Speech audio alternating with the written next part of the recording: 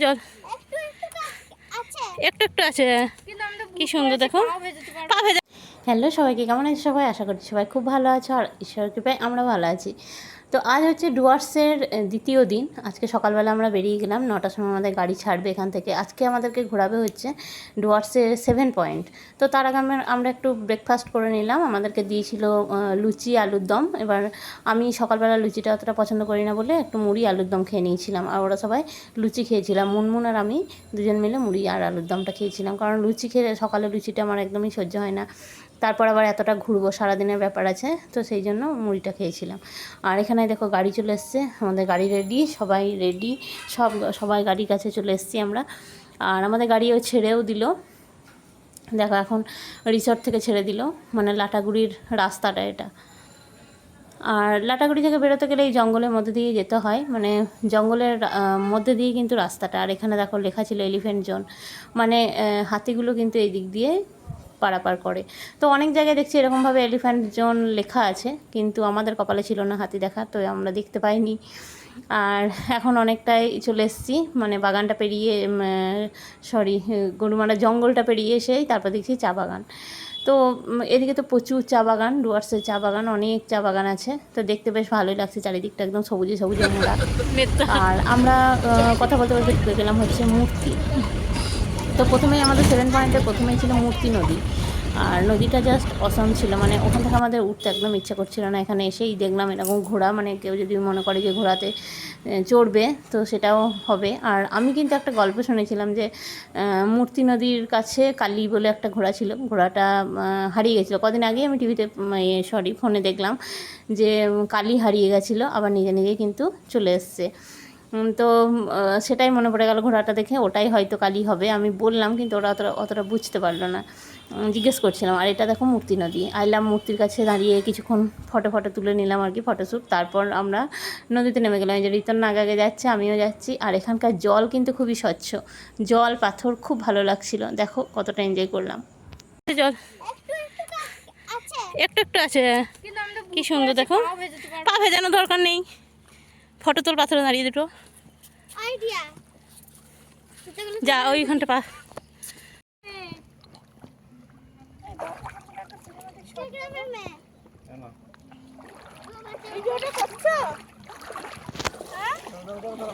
কাকে বলছো? আর বন্ধুরা দেখো জলে পা দিয়েই আমার তো মানে মন প্রাণ সব জুড়িয়ে গেল, এত ঠান্ডা জল, আর গরমটা ছিল খুব।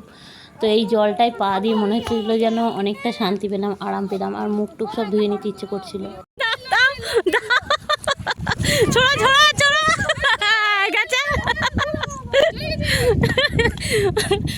না মানে জুতো ভিজে যাবে। আর তারপর যেটা হলো সেটা হচ্ছে সবচেয়ে মজা, মানে ও তো নামছিল না, আবার জুতো খুলতে হবে, জুতো ভিজে যাবে বলে। সেই জন্য ওখান থেকেও চিৎকার করছে, চলে এসো চলে এসো, ওর বন্ধুকে বলছে চলে আয়। সেই জন্য ওকে ওখান থেকে ঢিল ছুটছিল বাপ্পা, খুব মজা হলো ওই টাইমটায়। আর আমার দেখো একদম স্কার্ট ফাট সব ভিজে গেছে, কারণ হচ্ছে অনেকটা উঠে গেছিলো, ফটো তুলছিলাম, স্কার্টটা তুলে ভালো লাগছিল না, তো সেই জন্য স্কার্টটা ভিজিয়েই ফেলেছিলাম। তো যেহেতু লং স্কার্ট অনেকটা বড়, তো পুরোটাই মানে হাফ ভিজে গেছিলো। আমি আবার গাড়িতে এসে এমনি শুকিয়ে গেছে, অনেকটা গরম ছিল যেহেতু, তো শুকিয়ে গেছে। আর আমরা নদীতে গিয়ে আমাদের খুব তেষ্টা পেয়ে গেছিলো, তো এখানে ডাব ছিল, ডাবটা খেয়ে নিচ্ছি। আর ওইরকম গরমে একটা মানে এত তেষ্টা পেয়েছিল, ডাবটা যেন আমাদের কাছে অমৃত লাগছিল, যে খুব তেষ্টার পরে জলটা খেলে যেমন লাগে, ডাবটা খেয়ে কিন্তু আমাদের মনটা বেশ ভরে গেছিলো। তারপর ওখান থেকে আমরা আবার গাড়িতে উঠে গেলাম, আর আমরা আবার চা বাগানের সাইডে যাচ্ছি। এবার আমাদেরকে অন্য মানে 7 পয়েন্টের মধ্যে অন্য একটা পয়েন্টে নিয়ে যাবে। আর এইদিকে চা বাগানগুলো আমার দারুণ লাগছিলো, আমার তো মানে ক্যামেরা বন্ধ করতে ইচ্ছে করছিল না, মনে হচ্ছে সব কিছু তুলে নিয়ে তোমাদেরকে দেখায়। আর এই যে রাস্তাটা দেখছো, এটা কিন্তু মানে আর্মিদের রাস্তা হচ্ছে, বলছে এটা দিয়ে নাকি চীন যাওয়া যাবে, ড্রাইভারদা বলছিল আমাদেরকে। তো আমরা যে ড্রাইভার দাদাকে পেয়েছিলাম খুবই ভালো, সব কিছু বলতে যাচ্ছিলো, আমাদের সঙ্গে অনেক গল্প করছিল, ওখানকারই লোকাল লোক, তো খুবই ভালো ছিল। আর এই দেখো শাল বন, পুরো শাল গাছ, শাল আর সেগুনের। এটা কিন্তু গরুমারা জঙ্গলটা নয়, এটা হচ্ছে অন্য একটা জঙ্গল, কি নাম বলেছিল সেটা আমার এখন আর মনে পড়ছে না। এগুলো হচ্ছে কফি গাছ, এই যে সাইডে এগুলো হচ্ছে কফি গাছ।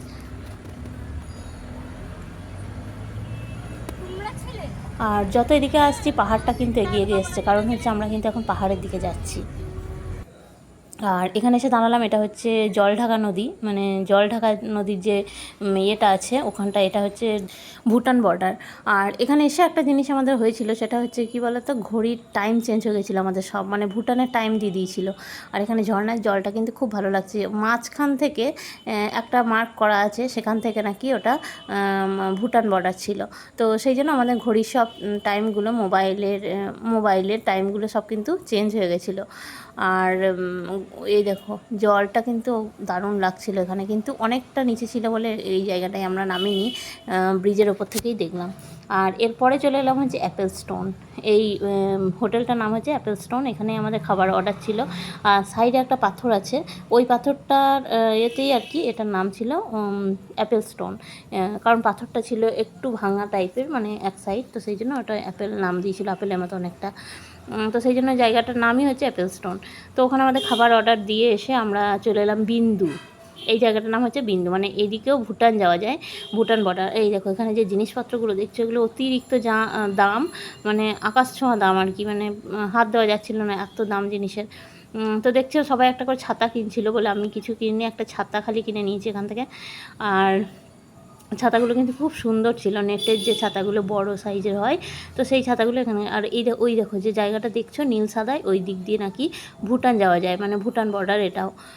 তো এই জায়গাটার নাম হচ্ছে বিন্দু। আর এই নদীতে নেমে আমরা প্রায় 1.5 থেকে 2 ঘন্টা মনে হয় ছিলাম, কারণ এই জায়গাটা থেকে আমাদের উঠতে একদমই ইচ্ছে করছিল না। জলটা এত ভালো, মানে সবাই পারলে আর কি চান করে নেয়, এত সুন্দর ইয়েটা ছিল জলটা। কিন্তু অতিরিক্ত গরমও ছিল জায়গাটা, কিন্তু আমরা আমাদের আনন্দটা কিন্তু খুব ভালোভাবে উপভোগ করেছি। যতই গরম থাকুক, ঘুরতে যখন গেছি তখন তো মজাটা নিতেই হবে।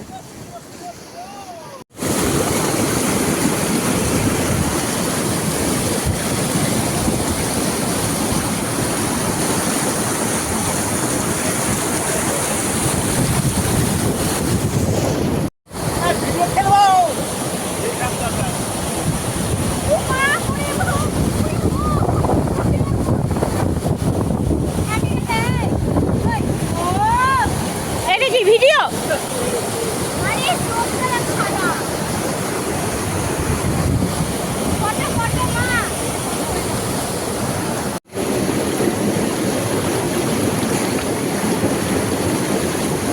আর আমি তো যতক্ষণ ওখানে ছিলাম জলে পা দিয়ে এইভাবে বসেছিলাম, তো আরাম লাগছিলো, ঠান্ডা জলটা আসছিলো, আর পাটা ভিজে দিয়ে আসছিলো, খুব ভালো লাগছিলো আমার।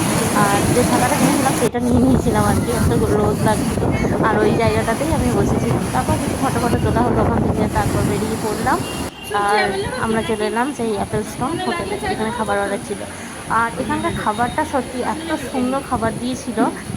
আলু পোস্ত, ডাল, একটু বিনস ভাজা, আর আলু ভাজা, করলা ভাজা। আমরা নিরামিষ খাবো বলেছিলাম, আর ছিল চাটনি, পাঁপড়। আর ওদের জন্য ওরা ডিম নিয়েছিল, তিন্নির জন্য চিকেন নিয়েছিল। তো খাবারটা সত্যি খুব সুন্দর, খেয়ে আমাদের মন ভরে গেছিলো। তারপরে ওখান থেকে বেরিয়ে চলে এলাম আমরা গৌরীবাস। এটা হচ্ছে গৌরীবাস, ঝালংয়ের পাশে। তো এটা একটা ভিউ পয়েন্ট, তো সেখানে গিয়েও একটু দেখা হলো। সেখান থেকে নিচের গ্রামগুলো বেশ ভালো লাগছিল, আর দূরে যে গ্রামগুলো দেখতে পাচ্ছ ওগুলোও বেশ সুন্দর লাগছিল। তো ওখানে কয়েকটা ফটো তুলে নিয়ে, ওখানে বেশিক্ষণ টাইম আমরা নষ্ট করিনি, কারণ আরও যাওয়ার ছিল, চা বাগান যাওয়ার ছিল। তো সেই জন্য আমরা ওখান থেকে খুব তাড়াতাড়ি বেরিয়ে গেছিলাম। আর এই দেখো এটা হচ্ছে ঝালং, গৌরীবাসের পাশেই এটা হচ্ছে ঝালং। আর নিচের গ্রামগুলো খুব ভালো লাগছে দেখতে, তো সেটা একটু ভিডিও করে নিলাম।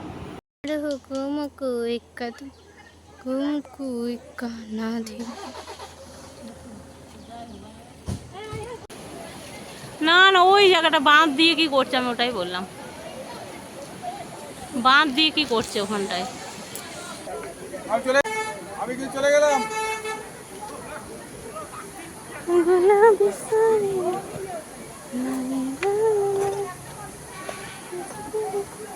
নামবে নামবে। তো ওখান থেকে আসার পথেই দেখলাম বেশ কয়েকটা লিচু গাছ বেরিয়ে যাচ্ছে। প্রথমে আমরা দূর থেকে বুঝতে পারিনি, ভেবেছিলাম কোনো ফুল টুল ধরে আছে হয়তো ছোটো ছোটো, কিন্তু না, তারপরে যেটা রাস্তার ধারেই একদম, তারপর দেখছি লিচু, এরকমভাবে লিচু ধরে আছে। তো সবাই লিচু পাড়ছিল, দিলেও কয়েকটা, কিন্তু একটা দুটো থেকে কিন্তু পোকাও ছিল, যেটা পিঁপড়ের মতো কিছু একটা ছিল বলে খেতে পারেনি। কিন্তু লিচুগুলো বলছে নাকি খুব মিষ্টি, আমি তো তিন্নিকে খেতে দিইনি পোকার জন্য। তারপরে আর ফটো তোলার লোকটা সামলাতে পারলো না, তিনি বাবা পারতে গেল কিন্তু চেষ্টা করে পারলো না, সেই জন্য ওখান থেকে একটা ঝাঁক নাক নিয়ে মানে একটা ঝাড় নিয়ে মানে লিচুর যে থোক সেই থোকটা নিয়ে ও ফটো তুললো। আর তারপরেই ওখান থেকে চলে এলাম হচ্ছে সামসিং। এটাও একটা ভিউ পয়েন্ট। সামসিংয়ের ভিউটা কিন্তু খুব সুন্দর, এখানে চা বাগান আছে, তো বেশ ভালো। এখানে সবাই মিলে ফটো তুলে নিলাম। আর সবচেয়ে বড় ব্যাপার এখানে এত ভিড়, যত ফ্যামিলি আছে সবাই ফটো তুলতে ব্যস্ত, তো ওখানে ফাঁকা পাওয়াই যাচ্ছিল না, সেই জন্য আমরা ওখানে একটা ফ্যামিলি ফটো মানে গ্রুপ ফটো তুলে নিয়েছিলাম সবাই মিলে।